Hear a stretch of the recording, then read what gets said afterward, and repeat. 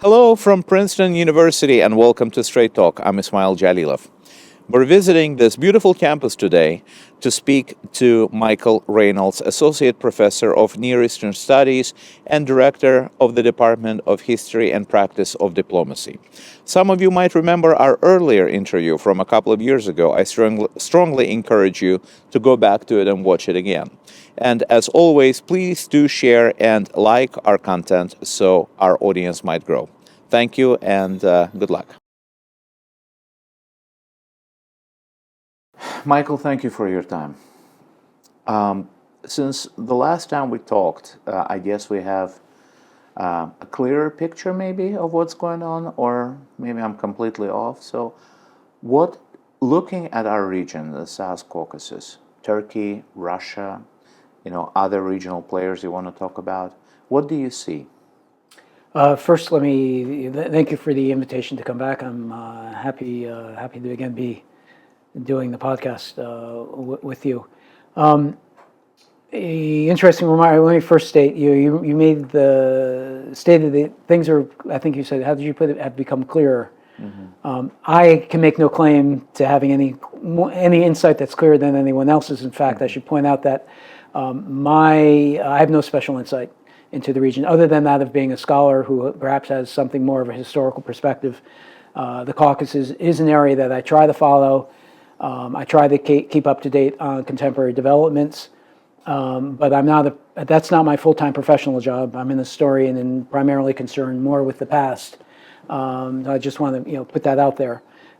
Again, I think that having that historical background perhaps enables me to give some insights, and I do try to follow the region, but nothing that I have no special sources, nor do I have any special powers of perception.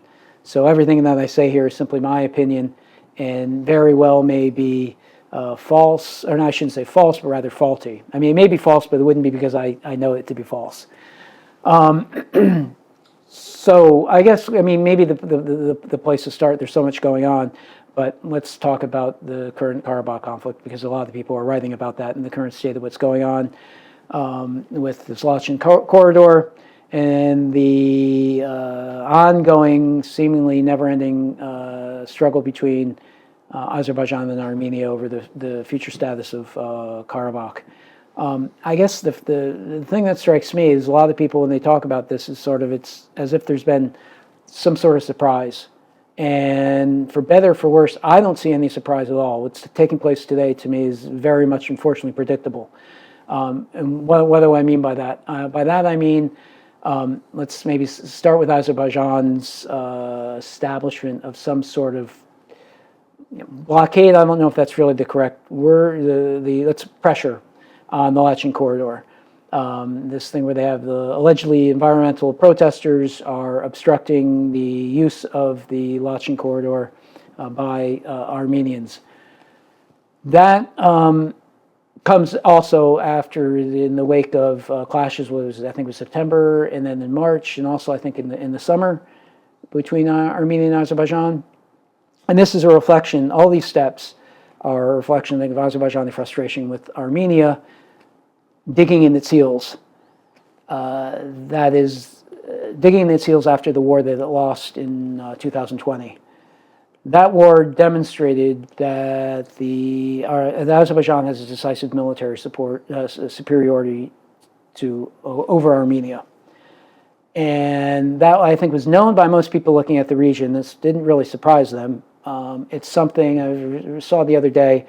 Somebody referred to the beginning of that war, that is the 2020 war, is Azerbaijan attacking out of nowhere, which sort of heightens the drama about that war. But if there's one thing one could say about that war, is that Azerbaijan did not attack without warning. Azerbaijan had been repeatedly warning Armenia that if you do not compromise, if we do not come to a peaceful solution through diplomacy, we, Azerbaijan, will enforce a decision upon you militarily. And moreover, that's very much spelled out by Aliyev publicly in speeches at military parades, made it very public what he was doing, saying, I'm taking the money that we were making through our oil and gas revenues, I'm pouring that into building up the Azerbaijani armed forces, and I will use it to retake Karabakh if you do not compromise. He delivered on that promise. I'm sorry, may I ask you, Sure. do you think that the results of the war were clear and unambiguous? Yes, I mean, clear and unambiguous to this extent that clearly Azerbaijan was militarily superior to Armenia, which again, I was saying that actually I think people knew, that's what I'd like to say, let's say objective observers, outside observers, knew that to be the case, simply because, look, the size of Azerbaijan is 3 times the size of Armenia. The amount of, I can't recall the figures right now, but the amount that it spends on its military is vastly larger than the amount that Armenia can spend.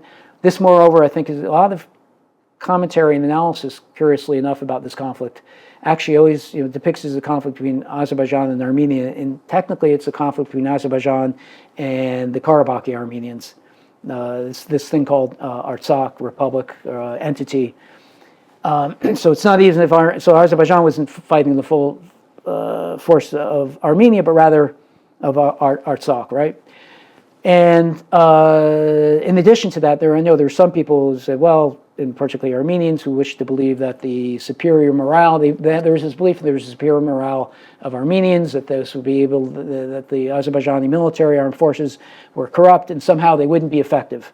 That yes, okay, Azerbaijan is purchasing weapons from many different countries, from Russia, from Ukraine, from Israel, from a number of European countries as well. I mean, it was interesting to point out that simply Azerbaijan had a pretty diversified source of supply, but from all these various countries and spending it, but no, their soldiers simply aren't going to have the morale to prevail over Armenians, which I think I mentioned this in our earlier conversation. I know this in just my relatively short time of following Azerbaijan. I think the first time I was there was, I think, 2009. The course of a decade, I noticed a difference in the public sentiment, sense of nationalism, sense of commitment in particular to recovering Karabakh. Before the war in 2020, initially I thought this is probably a conflict that Azerbaijan has lost.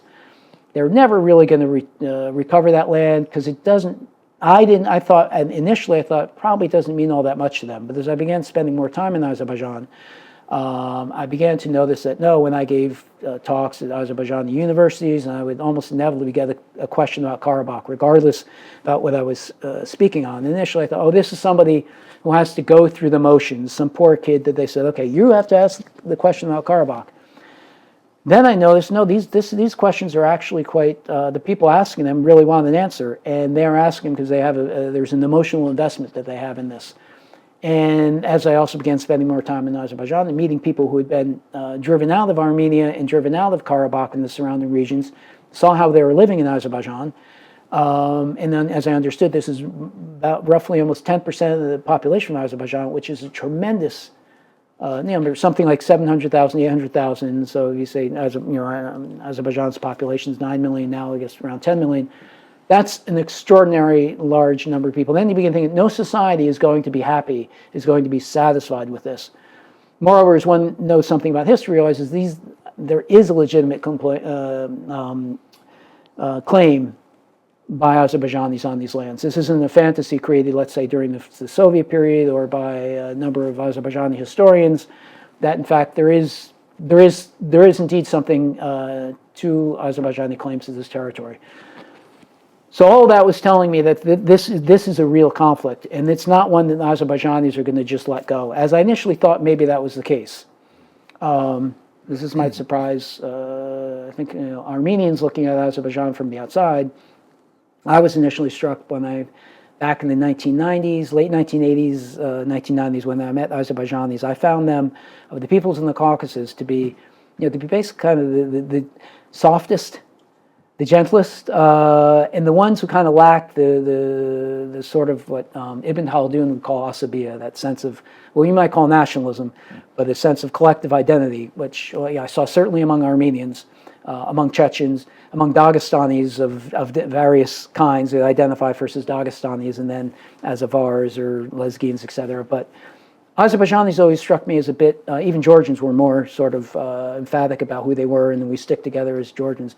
Azerbaijanis were not that way, and I think this in fact was a factor in why they lost the war that took place, let's say roughly the conflict 88 to about 94. And that has changed certainly between 94 and again, I started showing in 2009, but I noticed with my own eyes and sensed a big change in that decade, 2009 to 2019. All this is a way of saying that I think Azerbaijan's victory in 2020 was not simply a factor of, oh, they bought weapons, that they had Turkish assistance. Certainly those things help. I mean, the fact that Azerbaijan could afford to acquire new weapons, drones and other weapons, the fact that they did have Turkish assistance definitely played a role. But it was driving was Azerbaijani commitment to recovering those lands. And that's something I think Armenians would do much better to understand, that this, because I'm worried when I look at this conflict, I'm worried about the future of Armenia. Why so? Why so? I mean, I think anyone looking at Armenia should be, if anyone has any sense of concern for Armenia, let me emphasize here that I travel often to Azerbaijan. I read Azerbaijani. I speak a little bit of Azerbaijani. I have no problem saying I like Azerbaijan. I also like Armenia very much. I visited Armenia. I hope to go back to Armenia. And as a scholar, as an historian of the region, and by that region I mean not just the Caucasus, but the Middle East, Armenians, small peoples, but they have had an outsized impact on history. I value the contribution of Armenians to, let's say, world civilization. Just to take one example, Armenian church architecture I love. And I know, although I don't work on earlier periods, I work on the relatively modern periods. 19th and 20th century, 21st century is my focus.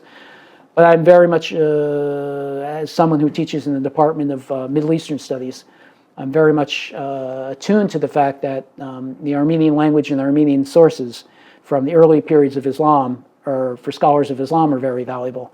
And of course, they're very valuable for antiquity. Prior to Islam, Armenian sources are valuable.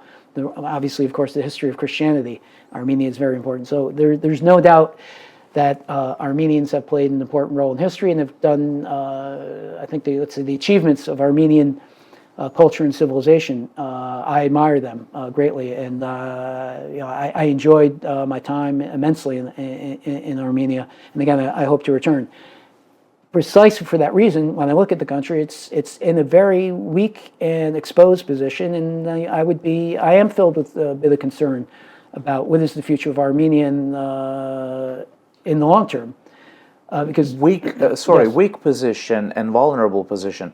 Is it because of the outcome of the war, or is it something that is the result of what's going on inside the Armenian society? It's both of those. And so the outcome of that war in 2020 is a function of what I would I think it'd be fair to say something of pathology sounds perhaps too strong a word. A dysfunction, an error, let's put it that way, an error in Armenian foreign policy, and more generally, not simply their foreign policy, their national security stance, and maybe their national idea. By that, I mean, getting a little bit more specific. As I said, the outcome of the war in 2020 should not have surprised anybody, and least of all, it should not have surprised Armenians, who should have been very focused on what's our relative strength versus Azerbaijanis. Now, a little bit of surprise I could understand, let's say like on the question of morale.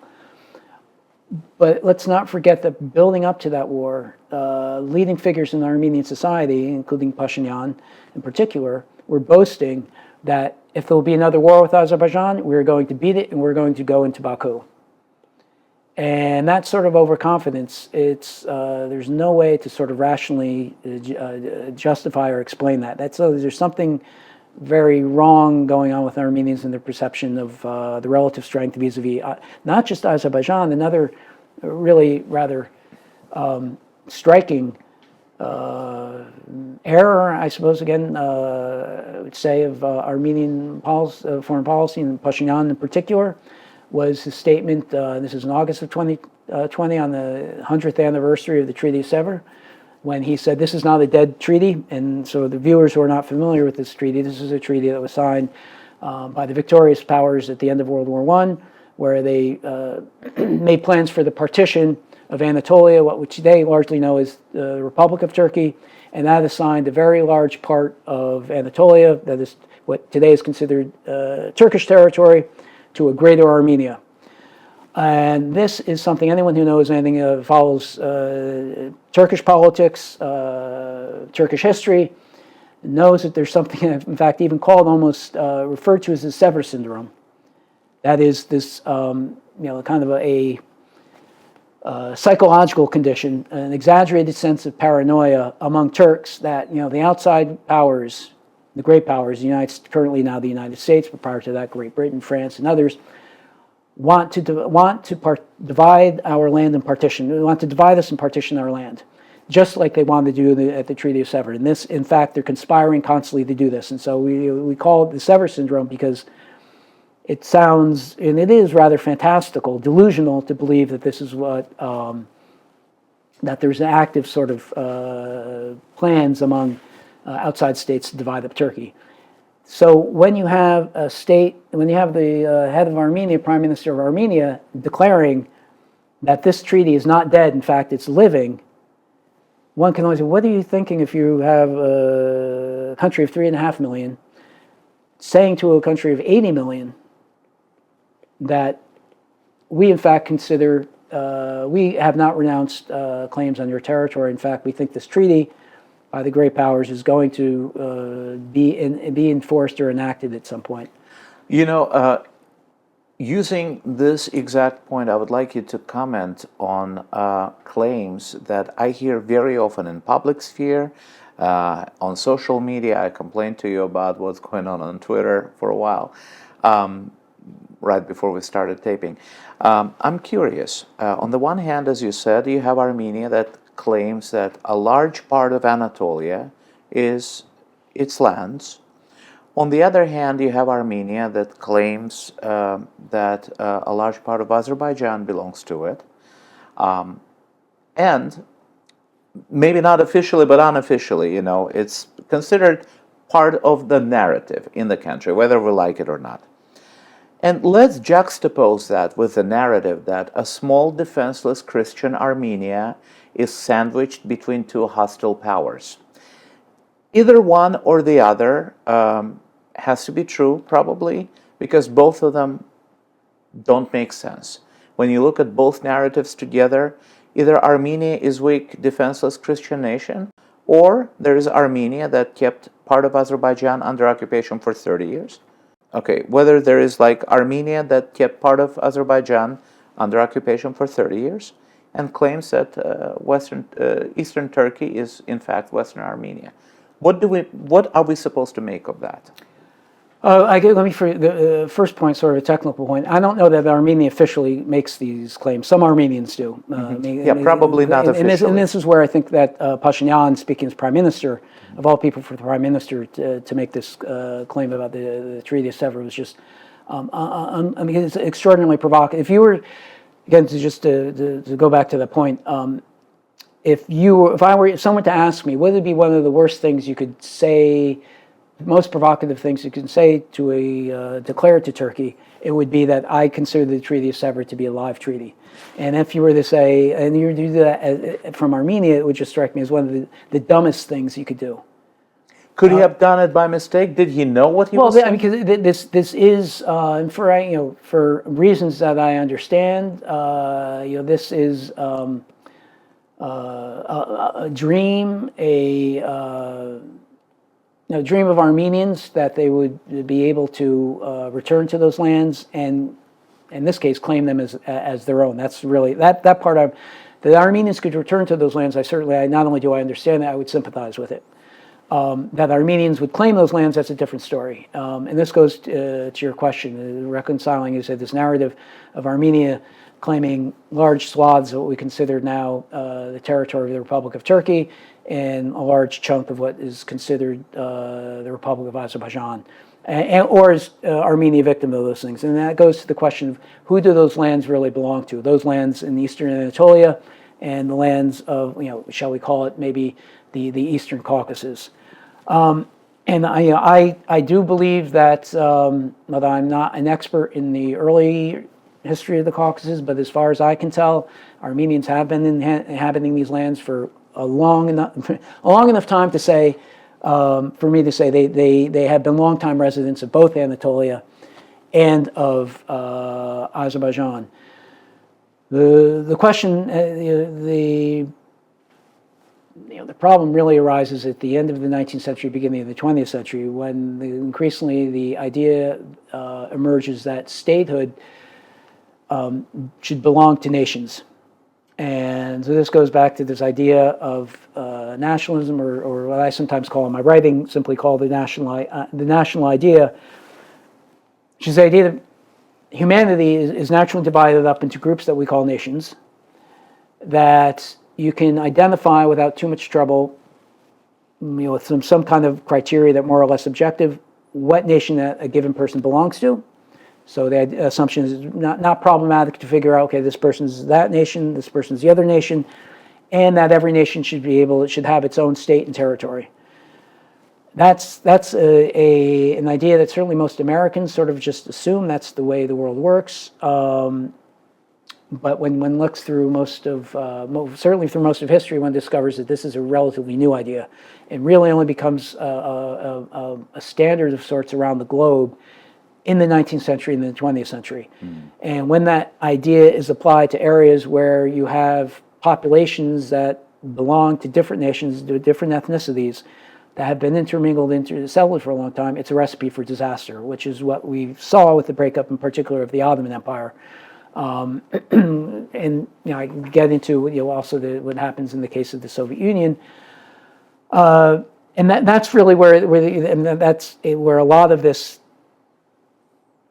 virtually all of this tension currently between Armenians and Azerbaijanis is rooted. And I think, let me just underscore here, sometimes I think this is a point that's worthwhile, made by many academics, that these are not conflicts between Turks and Armenians, between Azerbaijanis and Armenians, that are rooted in for millennium.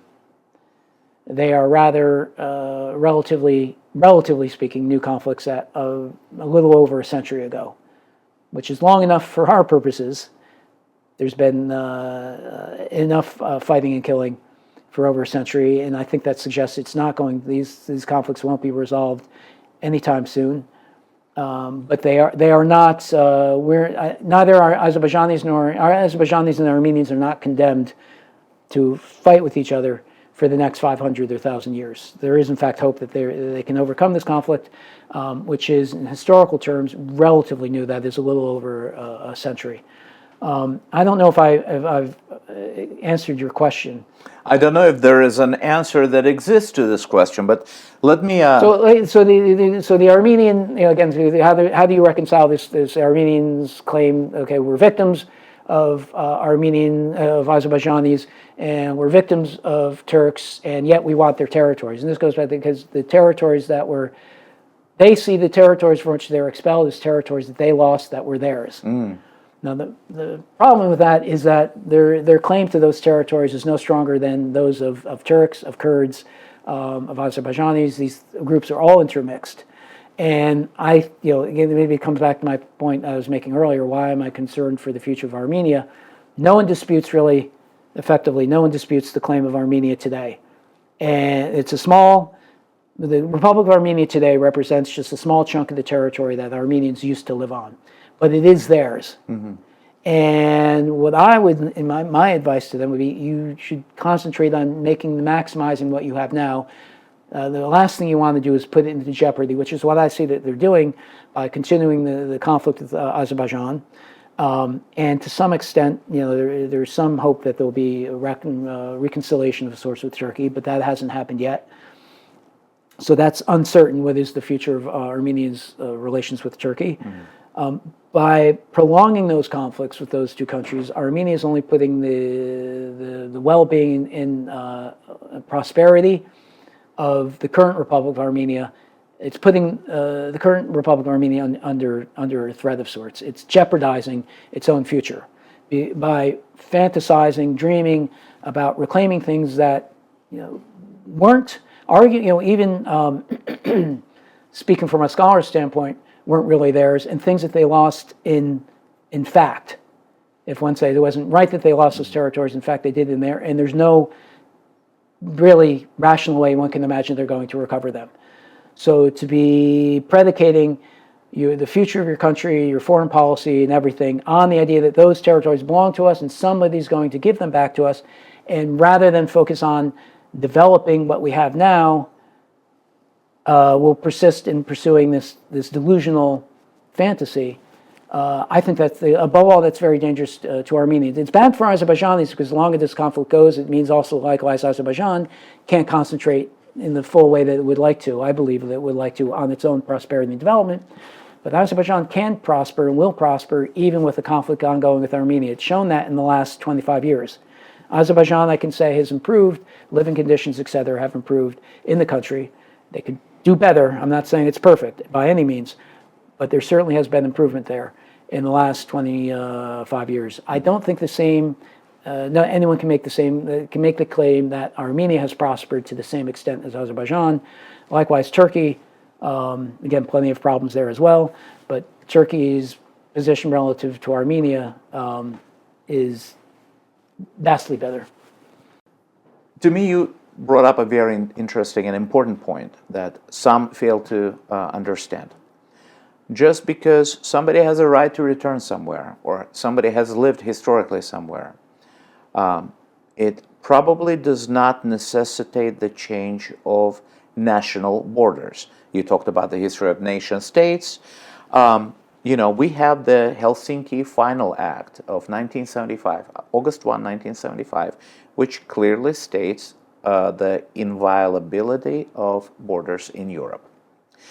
Now, you're the second historian in a row that I'm talking to. Before you was Dr. Liberidi, and whether we're going to air it in that sequence, I don't know. We'll edit yours and we'll work on yours, since that one was live. But it's a very interesting perspective to me, because historians, if you know the past, you can predict the future. Knowledge of the past is a good predictor of the future. So let's talk about this lack of understanding. Is it willful? Where and when and how does a national narrative come into it?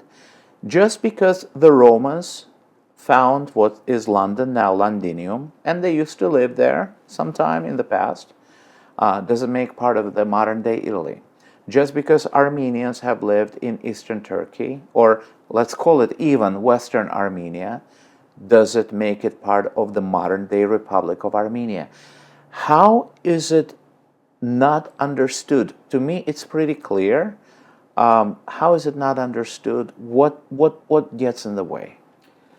But that's an excellent question, and really the best person to answer would be someone who really works on Armenian history, reads Armenian contemporary sources, and understands you know, the Armenian conversation among Armenians.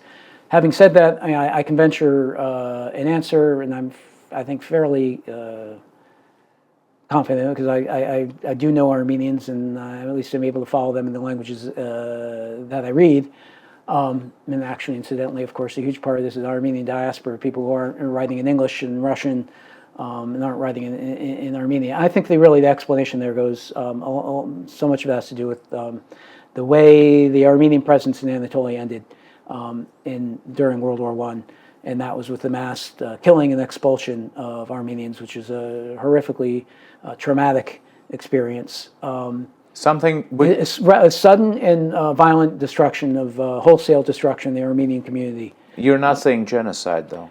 No, I don't use the word genocide, because I think the concept of, I don't agree with the concept of genocide. Is Lemkin the inventor? So it's problematic on a number of reasons. Among them, I'll put it out right now, if I were to use it rigorously and systematically, I think I would have to use it to describe what Armenians did to Azerbaijanis in 1918 to 1920. And that topic's not been that well researched, but and I'm not the only person who's come to the I can't say its conclusion, but suspicion that is quite comparable. And I think to start throwing around very quickly, I think the term genocide already, it's lost a lot of its clout. And the term was invented as a way to underscore this idea that the mass killing of wholesale populations is wrong. And where I disagree, so I disagree. So the idea of Lemkin was like he wanted to draw a red line and say, once you get to this point where you're now engaged in the mass destruction of populations, that's wrong and it needs to be punished. My point, well, what about not going up to that? What if you don't cross the red line? Is it okay to go up to it? And that is already, I mean, it has, in effect, it has that, I think the concept of genocide has the effect of whitewashing, if whitewashing is the right word, or minimizing the sorts of atrocities that don't reach the level of genocide, number one. And the second point is that problem with the concept is you probably have to use it to describe what Armenia, the Republic of Armenia, carried out the policies towards the Muslims living on its territory in 1918, 1920. And that would seem to me to sort of, and it really begins to lose any kind of, it doesn't have much explanatory value, number one, genocide. As a number of people point out, it's really a term that belongs more in the area of jurisprudence rather than historical analysis. But do you think the term genocide is used disproportionately now in this current political context as a means of, for political expediency? Another point I disagree with, I want to go back with, I think that was problematic about the concept. One, it has the effect of drawing a red line, and that has the effect of saying, if it's not up to the red line, it's okay. And I've heard scholars who I respect and admire have said things at conferences talking about the late Ottoman experience, what happened to Muslims in the Ottoman Empire who were expelled from the Caucasus and the Balkans, and said, yes, it's all true, but it wasn't genocide. So in other words, that's not as bad as what happened to Armenians. There is some useful distinction. I don't think so that's problematic because I said, well, it was bad, but we don't need to worry about it. We don't need to factor that into our explanations of what happened to Armenians. As a historian, I have to reject that. History is not about simply black and white. So that's one problem with the concept of genocide, is that it tends to it's an attempt to make things black and white. That is, if it's up to this red line, it's white. Once you get over it, then it's black. Then we have to do something about it.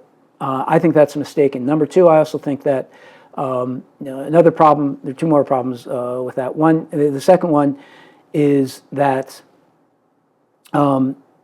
once you start talking about perpetrators of genocide, and I've seen it with my colleagues historians, if you buy into this concept, and if you start doing anything to sort of talk about the complexity, to contextualize it, people will accuse you now could accuse you of being an apologist for genocide. That is, it enforces upon scholars a need to sort of, okay, I'm now going to paint everybody who's potentially here considered a perpetrator in the absolutist terms. Likewise, I'm the group that is considered a victim is now, I dare not write about anything that they might have done that might be worthy of critique or criticism. So people end up starting to write histories. The term motivates people to write histories that are black and white. And that is enormously problematic if you want to understand it. Now, that's not to say, again, that doesn't say, we can't draw distinctions. We have to draw distinctions, but drawing distinctions means but as scholars, I think we have to be above all truthful. And the concept of the genocide, I think, ultimately kind of disrupts that, because it's not really a term for historical analysis, but rather more of a term of jurisprudence. I also disagree, this is another point I want to make, I also disagree with this idea which oftentimes scholars or genocide or people advocates of the term say we need this term, and the presuppositions prior to the adoption of this term that somehow people thought it was okay to engage in these practices of mass killing. And that's simply not the case. And therefore, I think it's unnecessary. And I can say this about the Ottoman leadership, who oversaw the mass destruction of Armenians in 1915 and the years after, knew very well that they were doing was wrong, and said as much. So the idea that they somehow, there's a belief that, oh, there's nothing wrong with us, we don't call this genocide, and therefore it's okay if we expel people, if we massacre them, and essentially assure that they're going to die off in deportations. They knew that was wrong, and I think this is something I think I would like Azerbaijanis to understand. When they're dealing with Armenians, that there is this history of Armenians have been more brutally and understandably traumatized by their experience in the late Ottoman period. And it's one of the things that struck me when I was in Armenia. You'd see restaurants that would have names of cities and provinces that are currently inside of Turkey. And when you remember, okay, this is a reminder, we used to live in those places, we no longer do, and here's our restaurant, and you're in there and you're eating food, which is the same kinds of food you eat in Turkey, also very tasty. Again, this one thing, the region, Azerbaijanis, Armenians, Turks, Georgians all have wonderful food. That's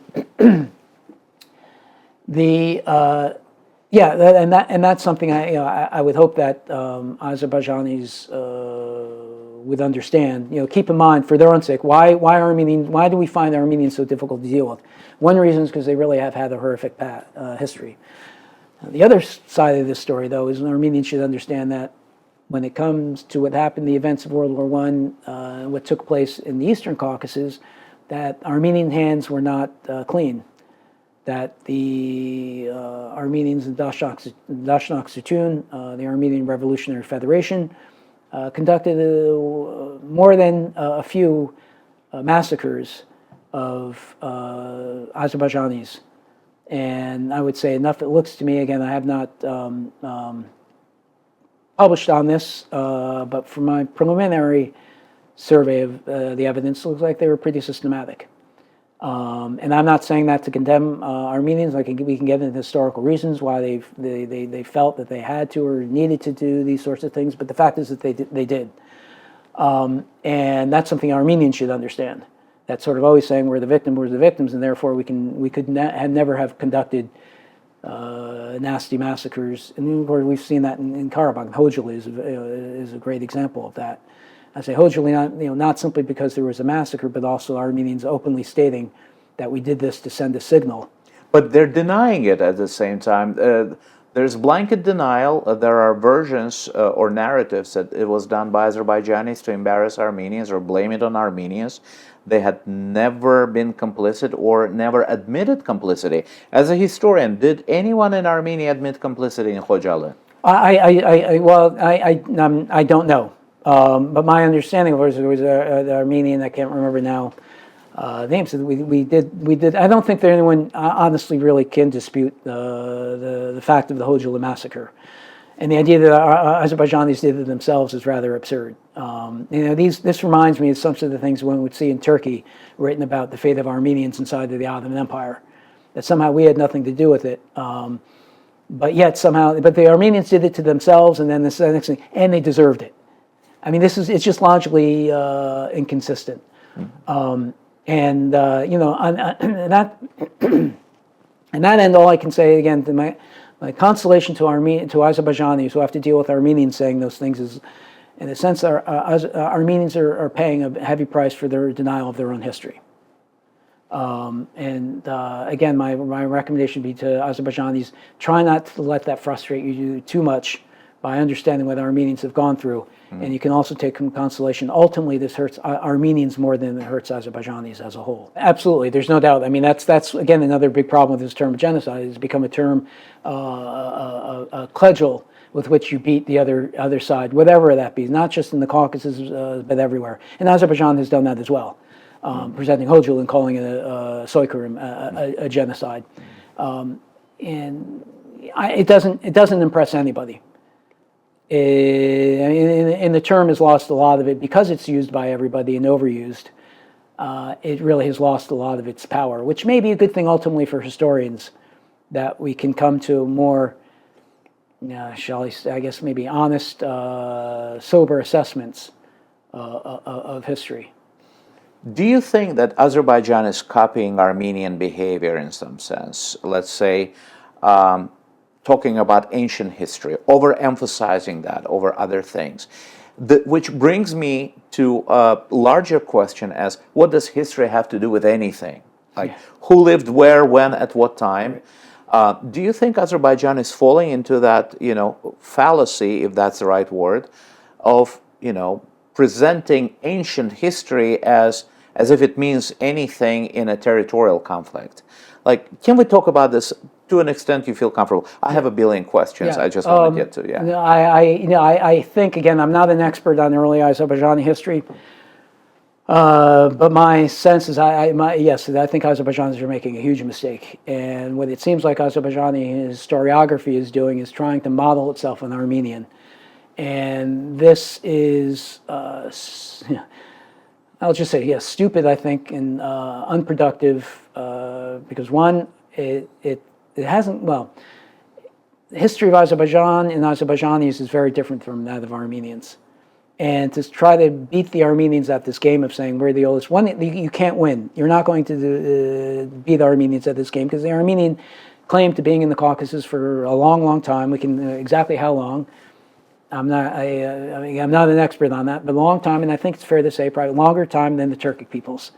We know in the the Turks are relatively new arrivals to the Caucasus. Now I say relative, I'm not talking about in the last century. But Azerbaijan claims Albania, Atropatena, older, the Media, Manna, all the kingdoms that were there. And I think to the extent that Azerbaijanis do this for the sake of contemporary politics, I think it's very, I think it's both stupid. I think because anybody with a bit of historical knowledge is going to be rather suspicious of these claims. It's not going to impress. So it's not going to impress either people with historical knowledge, and it's also not going to impress the people without historical knowledge, which is about 99% of people.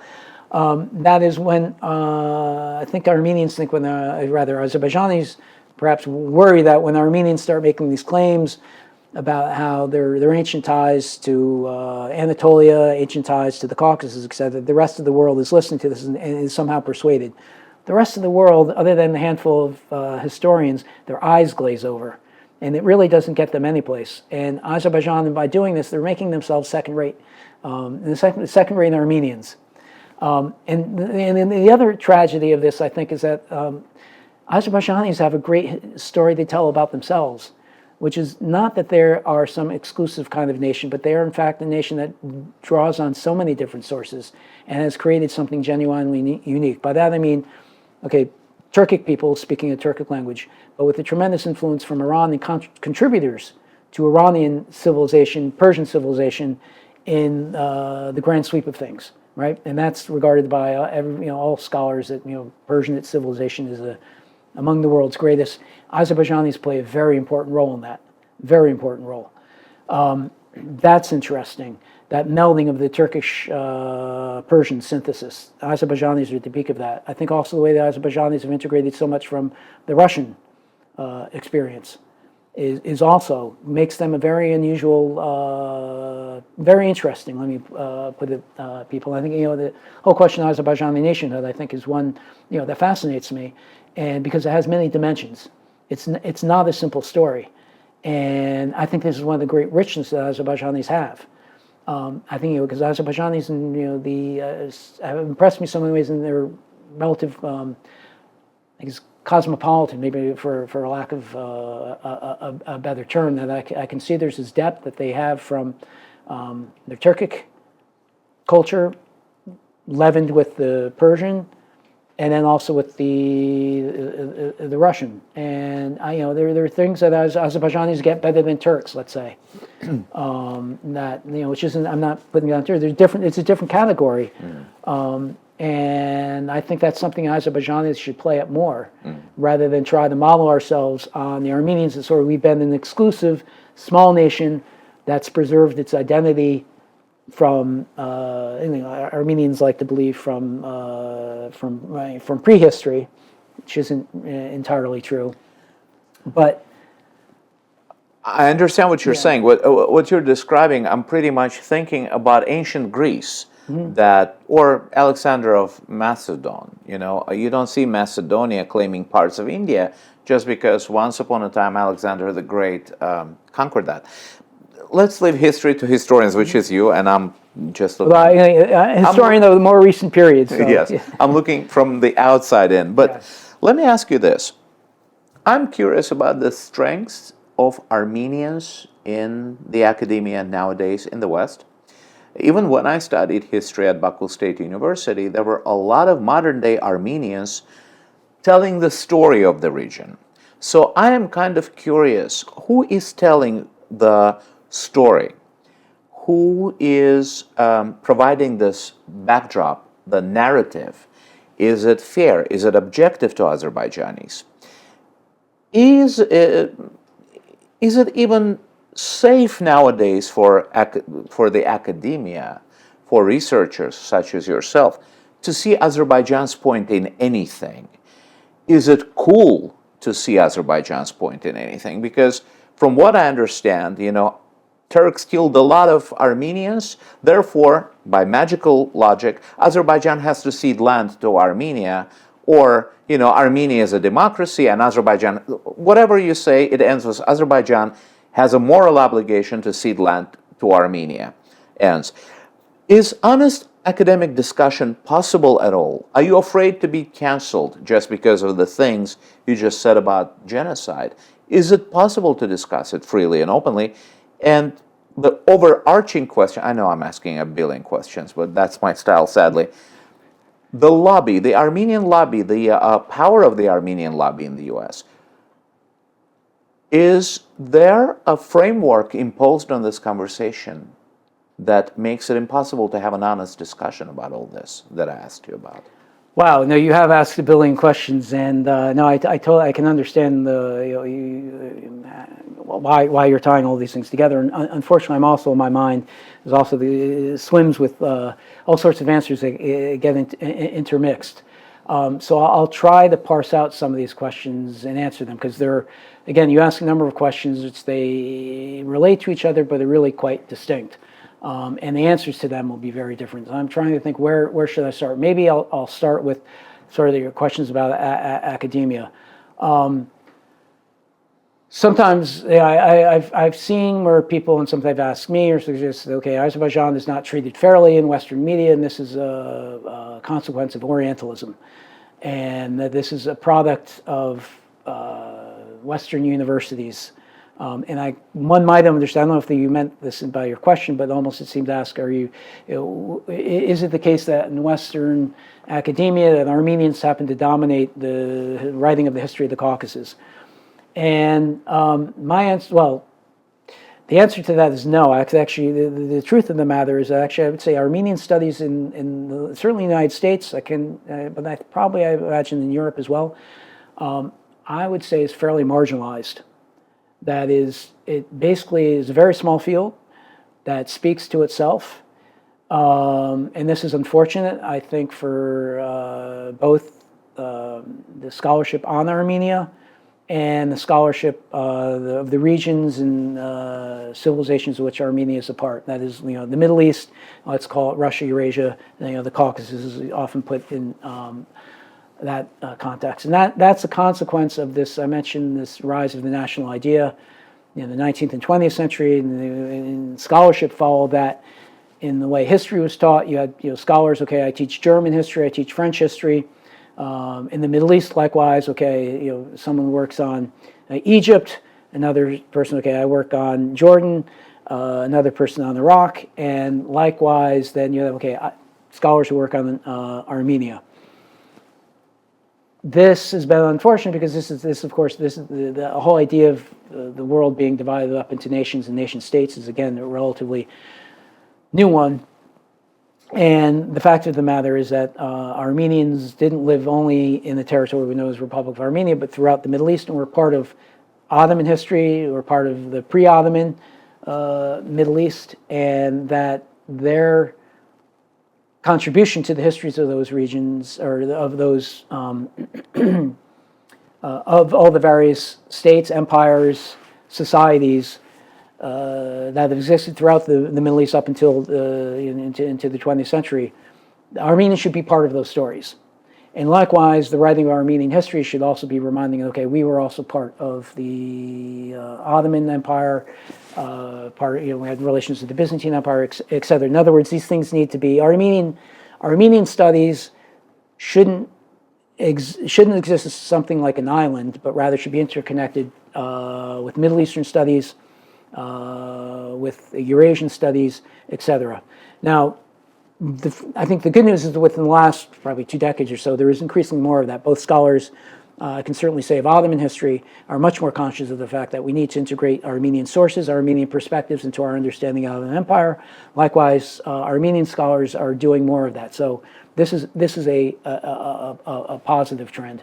But just to answer your first question, I think Armenian studies has, I think, very much been a inwardly focused field of study. And I might say, if I can make a small boast here, our Department of Eurasian Studies at Princeton, we have a number of graduate students who are Armenians who are doing first-class work that will contribute both to Armenian studies and our understanding of Armenian history and civilization, but also to Middle Eastern history and civilization. So this is a very positive trend that's taking place. And these things take time. So, and the other question, I think, this question of Orientalism, which is an art question, I think, that's never really, I think Edward Said erred in putting the finger on universities and professors as being sort of the people who gave rise to this phenomenon of Orientalism, which is, in essence, that of looking at Muslims in general as somehow, in negative, putting them in a very negative light. That really, it didn't come from universities, from scholars, but came from fields outside universities. And that's a huge topic in and of itself, but I think when Azerbaijanis get frustrated by that, they're looking for it's not the right explanation for there is something to that. But that's not the heart of the problem. That is, it doesn't lie in universities. Now let me flip to the question about the politics of this. So in the fields that I work in the humanities, history, as opposed to people working on very contemporary events, those I understand, and I've heard this from colleagues about people who want to work, have aspirations to work for the U.S. government, for example, be very hesitant to be on the record as even just meeting with Azerbaijanis to discuss things, to hear what their take is on Karabakh, etc. And the reason for that, why they don't want to do it on the record, is because that if it's on the record, it's public knowledge. And if they have a hope to be appointed to a government position, then if that government position has to go through congressional approval, then they're going to run into the Armenian lobby in the United States, which is very well organized and it is very effective. And so to that extent, so academia inside itself, actually, there isn't any great Armenian influence. In fact, I would say there's too little, in the sense that I would like to see more Armenian scholars contributing to Middle Eastern history, Eurasian history, and more interaction. So it is safe to... But in the area, in the realm of where academia intersects with politics, there the weight of the Armenian lobby is definitely felt. And they are effective at deterring scholars who hope to become government officials and government officials who are currently occupying posts in universities. That is a deterrent from them meeting with Azerbaijanis, let alone actually staking out an official position that might be supportive of Azerbaijan. That's the way the game of politics is played in the United States. And the answer to that for Azerbaijan is coming up with some kind of counter to the Armenian lobby. I guess what we want to know in the region, most of all, right after the war, and of course you're free to draw on your knowledge of any other war, and as I said, historians can predict the future just by merely knowing the past. Well, I don't know if we can predict the future, but at least We might have some insights, maybe not, but that's a very very risky thing. It's easier to predict the past usually. Right. Unless you're in the Soviet Union, as the joke goes. Let's look at the rivalry between Turkey and Russia, historic rivalry, and put it in the modern day perspective. You've spent time in both countries. The last time, in fact, we've spoken, you were in Istanbul. And you've spent time in Moscow, in Russia, from what I understand, right? So let's look at the rivalry between these two nations historically, and let's look at now. Do you think the war between Azerbaijan and Armenia is somewhat a continuation of that rivalry?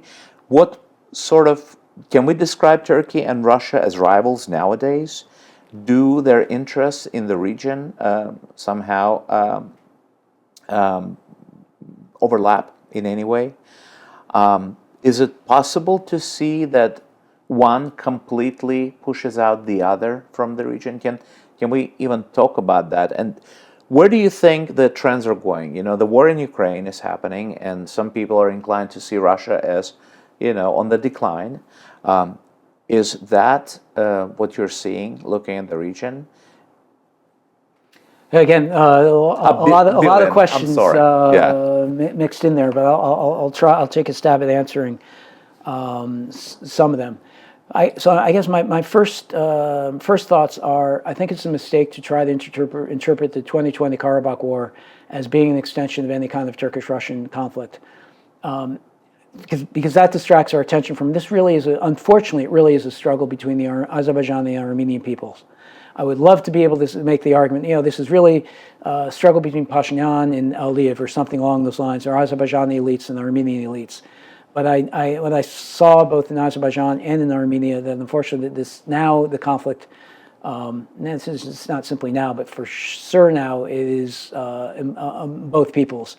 And resolving it, unfortunately, is going to require leadership on both sides to change the minds of the populations on both. And that really was driving the war in 2020. And again, I think some Armenians who think, oh, this is Aliyev, and Aliyev is somehow doing it in order to shore up his regime. I think to the contrary, that this conflict, he felt like he had to go into it. Not that I'm suggesting that he didn't necessarily want to, but if you recall what was building up in prior to the war, when you had the demonstrations inside of Baku, that people wanted, said, we are sick of this, we want to go to war to recover Karabakh. That was something that Aliyev could not have ignored, even if he had wanted to. And I don't think he wanted to. I think he sincerely wanted to recover Karabakh and had been investing it precisely for the reasons that played out. I think, you know, Aliyev, anyone evaluation of his statesmanship would have to give him very high marks for what he carried out in 2020 and the preceding periods. So to talk about the Karabakh War somehow being an extension of Turkish-Russian competition should not distract us from the fact of the matter. This really is, unfortunately, a conflict rooted in the Azerbaijani aspirations and the Armenian aspirations. Now, coming to, there is, you know, historically, certainly one can speak about rivalry between Russia, the Russian Empire, Turkey, the Ottoman empires, etc. And there are aspects of that today, but I don't see, one sees as much cooperation in the Caucasus as one does see competition. You know, as we know, Turkey backed Azerbaijan, and that was quite helpful. I don't think it was decisive, but it was certainly very helpful to Azerbaijan in its victory. But then we saw it was Russia that ended the war. And Turkey came in and towards the end and said, okay, we also want to be part of this peacekeeping. And the Russians sort of threw them a bone of sorts and said, okay, you can kind of monitor their peacekeeping, but we are not going to let you be part of it. And, you know, we can talk about, oh, this is again part of this big competition between the two. But what strikes me more is how there was a cooperation there. Forgive me, do you think the Azerbaijani public was misled because there were expectations that Turkey will play as much of a role in the post-war, you know, monitoring of the situation They were talking about Turkish peacekeepers to serve alongside Russian peacekeepers. None of that has come to pass. No, but if I recall, though, I think that was all pretty much clarified rather early on that Turkey was not going to be deploying peacekeepers. That's my recollection. There wasn't very long span of time transpired between the end of the war and the introduction of the peacekeepers. So I don't recall there being any deceit there. I mean, the larger deceit, just to come to another conflict, is the whole question of what's happening with the corridor to Nakhchivan. And that, I think, Azerbaijan's complaints are quite legitimate. That really there was an expectation at the end of that war, 2020, okay, Armenia has now recognized that we're not going to be able to hold on to Karabakh. We're going to have to come to some kind of compromise and resolve this conflict. And I think that was genuinely Azerbaijani explanation, is that now if we won this war, we can resolve this conflict. But since then, Armenia has been digging in its heels, I think very mistakenly so, in the hopes that somehow we're going to be bailed out.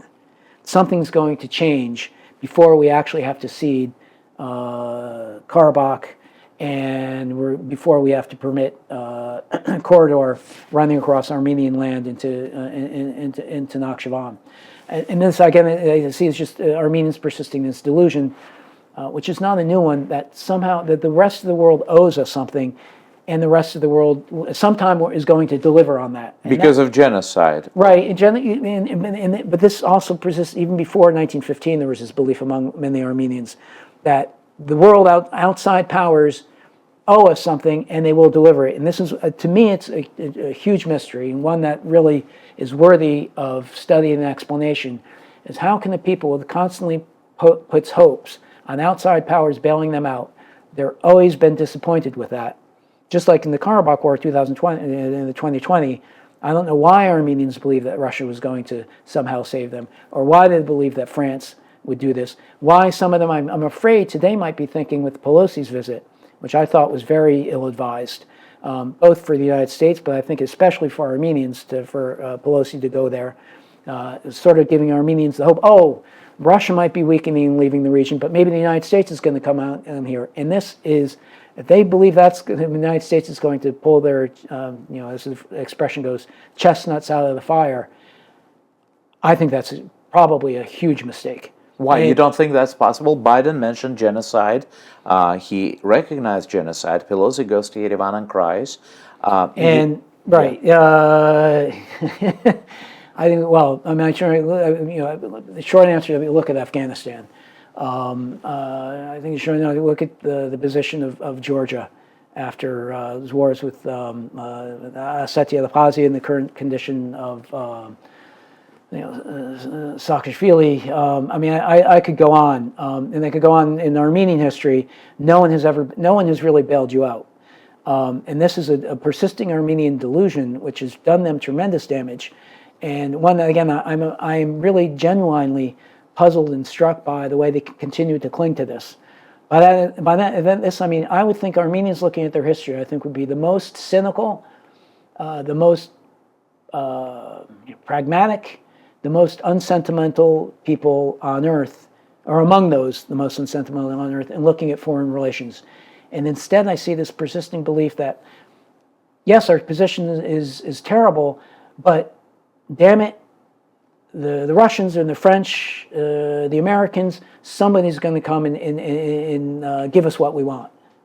Rather than saying, no one's ever delivered any kind of promises. In many cases, those promises have never been made. I mean, Russia never said we were going to defend Karabakh. The Russians Russia observes its obligations to Armenia, which are defending the borders of Armenia. I suppose one could say with the recent conflicts with Azerbaijan, it's questionable. But by and large, I don't see any Russian betrayal of Armenia. And Pelosi's visit, again, if the idea there, which I fear perhaps the idea was, with the Americans thinking, we have this big struggle ongoing with Putin in Ukraine and elsewhere. Any place we can strike a blow at Russian power and that Putin is a victory for us.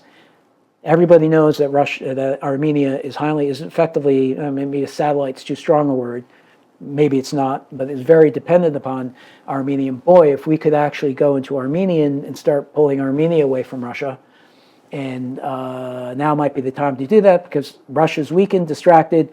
Armenia's in a tough situation with Azerbaijan. We might be able to get the Armenians to say, hey, look, the Americans are going to help us out of Karabakh, so let's start drawing ourselves closer to America, away from Russia. That, I think, is, I mean, from the American perspective, I think it's ill-advised to be feeding into Armenian fantasies, encouraging them to drag out a conflict which they can't prevail over Azerbaijan, and giving them false hope that America, I do not believe, will deliver on. Going back to the Biden's comments on genocide, what's remarkable there, I think people should know, that didn't really change American-Turkish relations. It has not really changed anything, right? So the impact of that didn't cause any walls to fall, didn't cause anything to be unsettled in Turkey. Number one. And that would go for Turks as well, who work themselves up. The Americans dared use this term. Nothing. My point. Don't worry about the Americans say. Just you should, for your own purposes, you should understand your own history better. But I want to come back to one of the reasons why I don't like the word genocide. It's not, as everyone knows, Turkish-American relations for the past decade or so have been getting progressively worse. And one of the primary reasons why Biden used the term when he did was to signal American displeasure with Turkey. So effectively what Washington, D.C., as I see it, was doing was not any great moment of speaking, truth to power. It's rather absurd to be saying Washington, D.C. doing that, right? Washington, D.C. saying, we're going to signal to you, Erdogan, that we're not happy. And we're going to use this term which you have made a standard of whether or not a term of you will take this. We know you will take this as an insult if we use this term, and so we're going to throw what you regard as an insult at you, because to signal our dissatisfaction. So effectively, what I saw going on is the Biden administration is instrumentalizing Armenian history for the sake of America's relations with Turkey to signal Ankara, we are not happy with you. But Armenians, I felt emboldened by this, because until then, I noticed in the Armenian society, I was actively talking to people in Armenia, inviting them on my show, there was some sort of understanding that we have to come to terms with the reality, with not what we want the reality to be. Then magically, boom, Biden says genocide, and I felt people felt emboldened by it, people in Armenia. On the other hand, let's look at the Lachin corridor, as they call it, which I don't believe carries any legal significance. The treaty of 9-10 November 2020 talks about Lachin corridor, Lachin road, whatever we want to call it, simultaneously, concurrently with opening all other communications between Azerbaijan and Nakhichevan. But somehow here in Washington, in the United States, everybody's talking about the blockade, quote unquote, of Karabakh, but nobody's talking about Nakhichevan that has been, separated from Azerbaijan. So this, if what you're saying, if I understand you correctly, it had nothing to do with Armenia, it had something to do with U.S.-Turkey relations.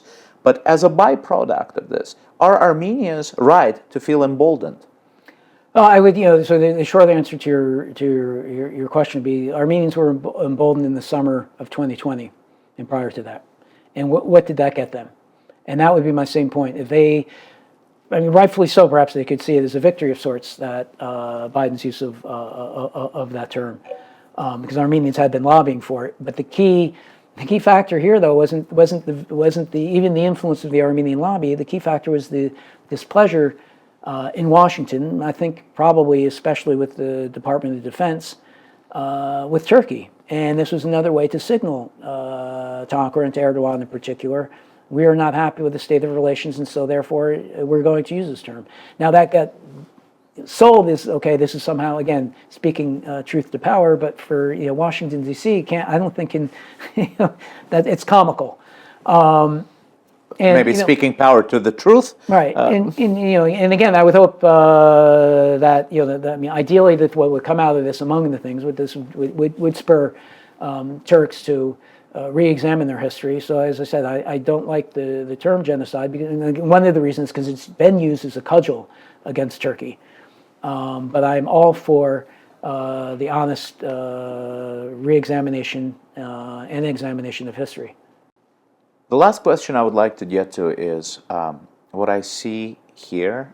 Maybe I'm looking at the wrong places, but what I'm seeing from Armenian lobbying groups in the United States, specifically ANCA, the Armenian National Congress of America, in every tweet that I see, I encounter, there are these allusions or references to Christian Armenia versus Muslim Azerbaijan. There is this direct and completely open and blatant attempt to make this territorial conflict about religion. In your view, is this about religion?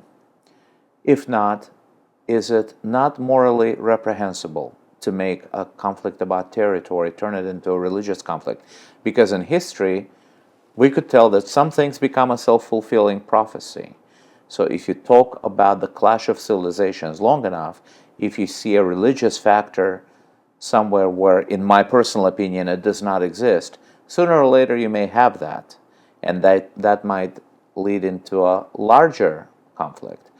On the other hand, you have Iran, Shia Iran, being friendly, shall we say, with Christian Armenia against Shia Azerbaijan.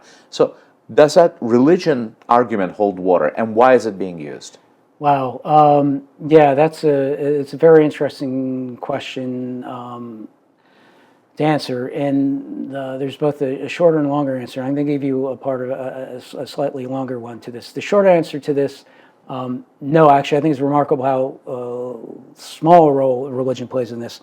And I want to underscore that I'm a scholar who does not dismiss the power of religion. I think religion historically is and continues to be an extraordinary, very powerful influence on human behavior, on the shape of societies, the evolution of societies, and on what people do and what they don't do. So I'm not someone who underestimates the power of religion. To the contrary, I'm quite conscious of the power of religion. Yet, the fascinating thing about, and one would think this would be a classic case of Christianity versus Islam, given the fact that Armenians are among the oldest Christians in the world. And then you have, as you mentioned, not only you have Azerbaijan, the Muslim country, right next door to Iran, self-defines itself as an Islamic Revolutionary Republic, and they share a Shiite faith. And as I mentioned earlier, how intertwined Azerbaijani and Persian history are. And one would expect, if you're ever going to see a sort of clash of religions, if not civilizations, it would be in the Karabakh conflict. Yet, as you yourself pointed out, one problem with this is that, well, Iran happens to be much more supportive. In fact, it's not supportive at all of Azerbaijan, really. I mean, and statements by certain Iranians that, okay, Karabakh properly belongs to Azerbaijan, but in state policy, Iran has been directly supportive of Armenia, and that's been fairly consistent throughout the whole conflict. Likewise, other people have pointed out, Azerbaijan is, I think, regarded as the most secular of all Muslim states. This is by both polls of people what they believe, and on scholarship, and as someone who's has spent a fair bit of time in Azerbaijan, and one does not get the same palpable sense of religion as one gets either in Turkey, in the Arab countries that I visited, so it's another. I mean, to be honest, anybody with any exposure to the conflict, who's done any research on it, has read anything by either side, is actually even struck by, I think, the absence, really, of religion. I mean, again, the Armenians will maybe say that to rally themselves. It was earlier in the initial phases of the Karabakh War, there were volunteers who saw this as some kind of jihad. But what's interesting to note about that is they got there and then they left, most of them, because they realized they didn't get the sense of fighting alongside the Azerbaijanis, that they were fighting for Islam in any sense. So the short answer to your short answer to the question is no. That is, however, it's an effective debating point for Armenian public relations. particularly in the U.S., that get certain audiences. And of course, this is an area so far away. How do you make sense of it?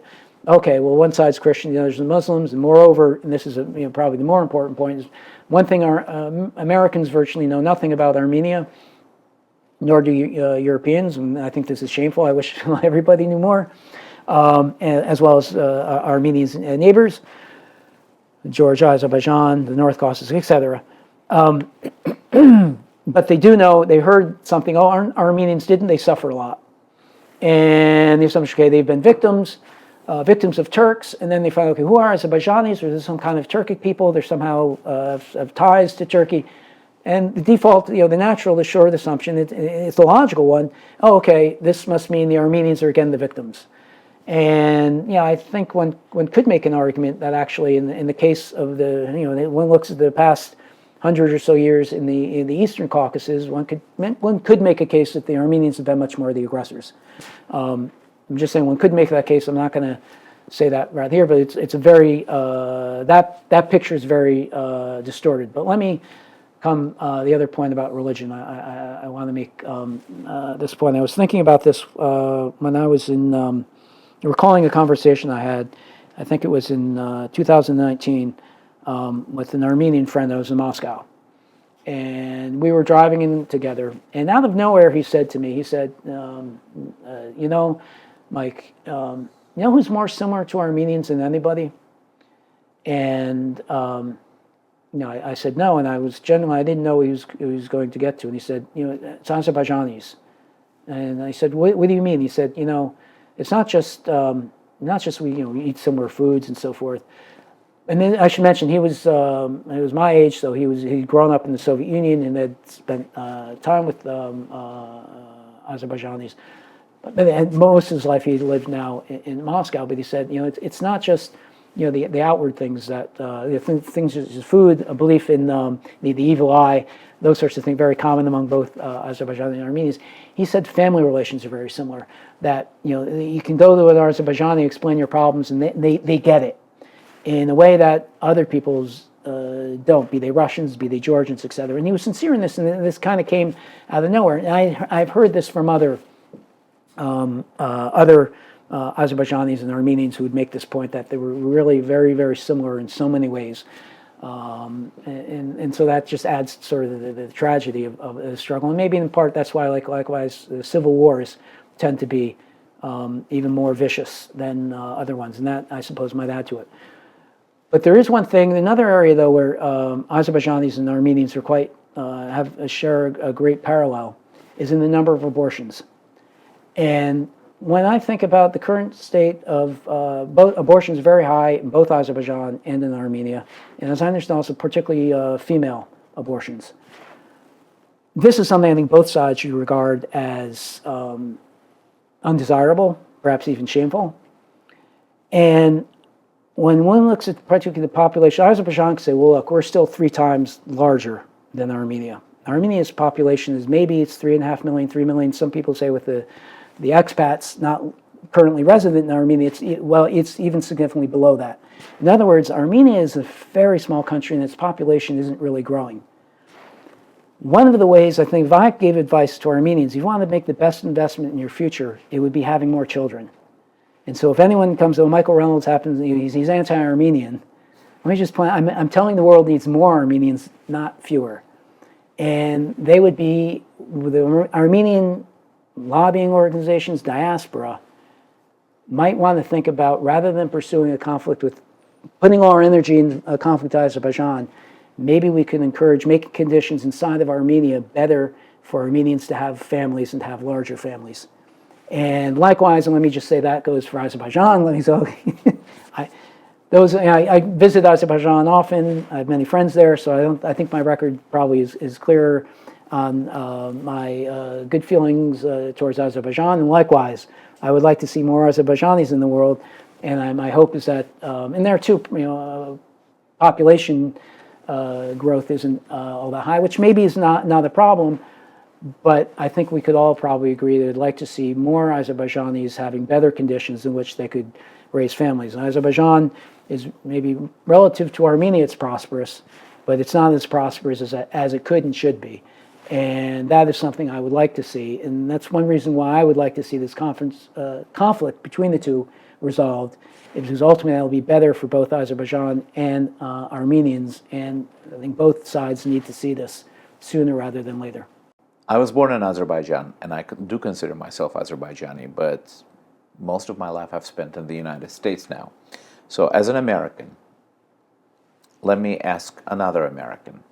The perception of Americans in the region. You just said you visit Azerbaijan very often.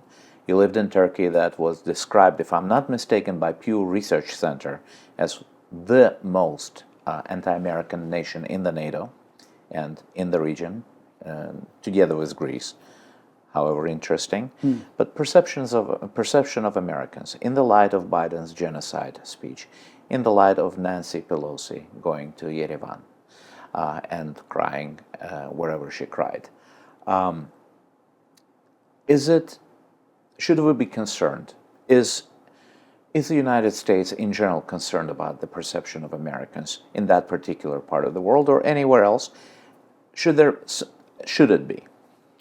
No, I think America should be concerned about the perception of Americans, which isn't to say that our worries about the perception of America should dictate their policies. That those are separate questions, and I believe strongly in that. Nonetheless, let me just, since you brought up both Turkey and Azerbaijan, rates of anti-Americanism in Turkey are high, but in my experience with Turkey, I think it's fair to say that's almost driven entirely by American policy. There's some extent, there's some among some Turks it might be at a cultural level. I have encountered that anti-Americanism, usually not on the personal level. There have been some examples on that, but I've also encountered where people will explain to me why it is. But as someone who follows Turkey and again visits often and has lived there and knows the history of the past relations with the United States, that's easy to explain. The levels of anti-Americanism primarily, comes down to currently two factors.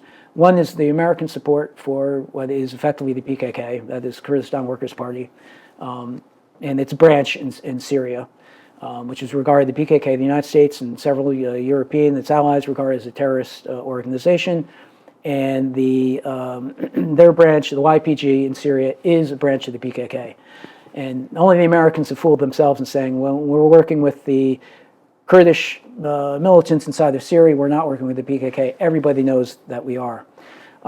This is the most, if I could have said, along with endorsing the Treaty of Sevres, what would be another prime way to antagonize Turks, I would say, is work with, and unfortunately this is what the United States has done, is both collaborated, which is bad enough, but also armed and trained their most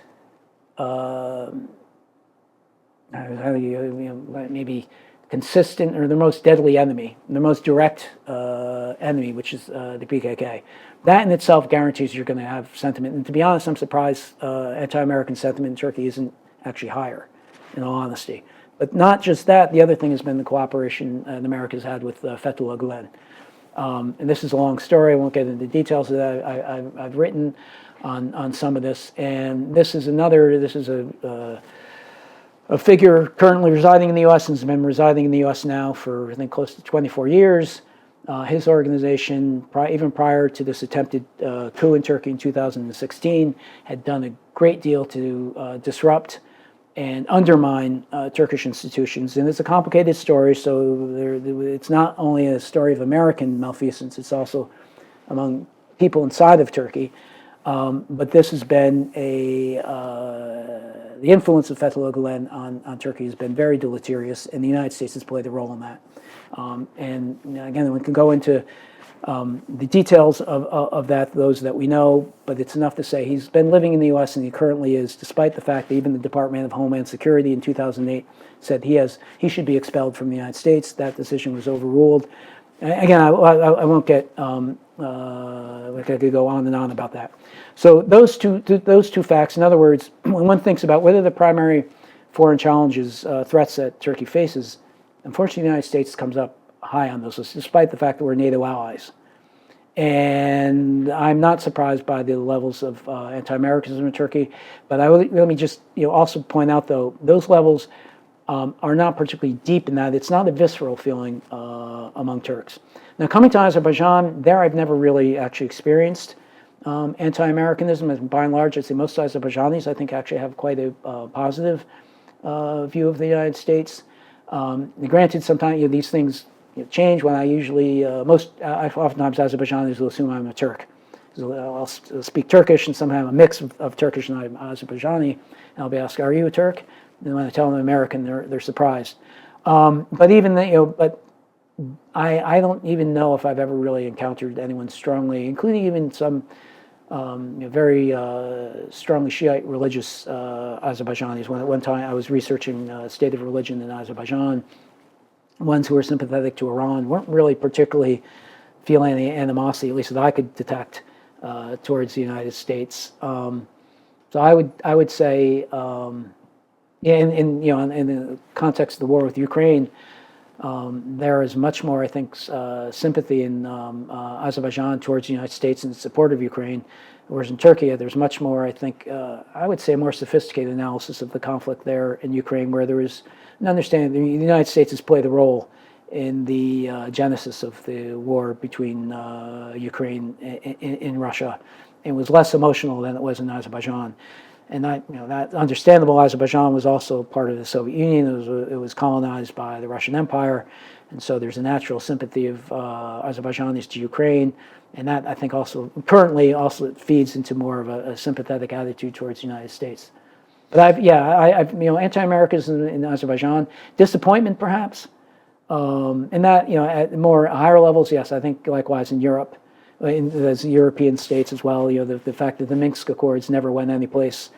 907. In 907, right, and but I've never, despite those things, I've never really encountered any kind of visceral anti-Americanism in Azerbaijan.